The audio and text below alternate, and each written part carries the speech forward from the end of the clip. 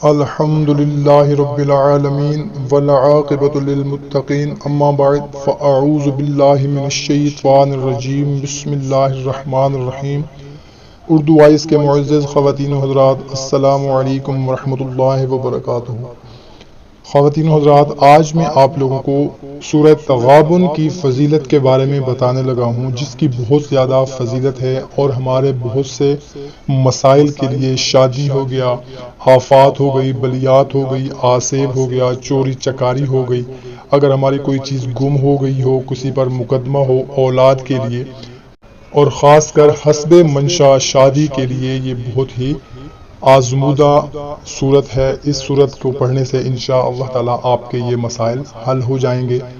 اب اس صورت کو کس مقصد کے لیے کیسے پڑھنا ہے، کس وقت پڑھنا ہے، وہ میں آپ کو بتاتا ہوں۔ سورۃ تغابن ویسے ہر قسم کی آفات سے محفوظ رہنے کے لیے بہت ہی اکثیر ہے، اور جو کوئی بھی ہماری بہن یا ہمارا بھائی سورۃ تغابن کی روزانہ 3 بار تلاوت کرے گا تو انشاءاللہ تعالی اس کے مال میں برکت ہوگی، ظلم کے شر سے محفوظ رہے گا، اور کوئی بھی دشمن انشاءاللہ تعالی اسے نقصان نہیں پہنچا سکے گا، اور اگر کہیں پر آسیب ہو تو اس کا اثر بھی ختم ہو جائے گا روزانہ 3 بار تلاوت کرنے سے۔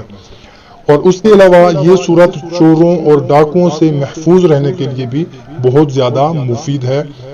اگر کسی کو چوری کا ڈر ہو تو اسے چاہیے کہ سورۃ تغابن کو 11 مرتبہ پڑھ کر دم کرے، انشاءاللہ تعالی وہ چیز اللہ کی پناہ میں رہے گی۔ اور اگر کسی کی کوئی چیز، جانور یا کوئی چیز، سونا چاندی کچھ بھی گم ہو گیا ہو تو اسے چاہیے کہ سورۃ تغابن کو ہاتھ سے لکھ کر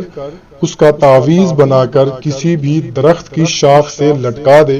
انشاءاللہ تعالی گم شدہ چیز کا پتہ چل جائے گا۔ اور اگر کوئی شخص ایسا ہو جس پر مقدمہ چل رہا ہو اور وہ حق پر ہو، اس پر ناجائز مقدمہ درج ہو گیا ہو، تو جب مقدمہ کی تاریخ پڑ جائے تو اس صورت کو 11 مرتبہ پڑھ کر وہاں پر جائے، انشاءاللہ تعالی مقدمہ میں کامیابی حاصل ہوگی اگر وہ حق پر ہوا تو۔ اور جو کوئی ہمارا بھائی یا ہماری بہن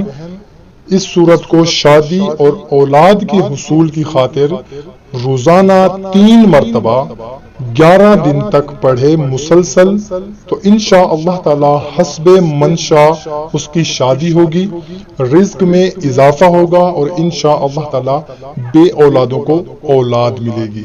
مگر بھائیوں اور بہنوں، جو بھی عمل کریں، جو بھی وظیفہ کریں، قرآنی ہو، اسماء الحسنہ کا ہو، کامل یقین، اعتماد، بھروسہ کے ساتھ اگر آپ کریں گے تو انشاءاللہ تعالی آپ کو ضرور فائدہ ہوگا۔